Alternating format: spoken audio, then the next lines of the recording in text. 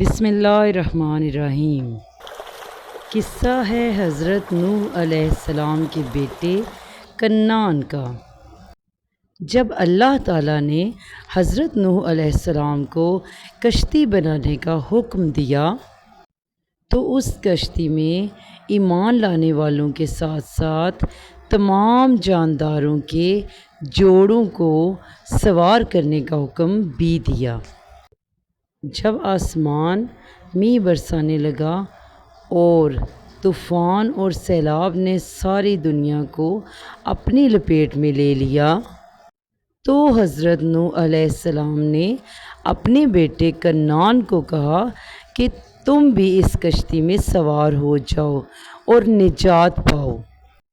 تو کنعان نے جواب دیا کہ آپ میری فکر نہ کریں، میرے پاس اپنی روشنی بھی ہے اور میں بہت اچھا تیراک بھی ہوں۔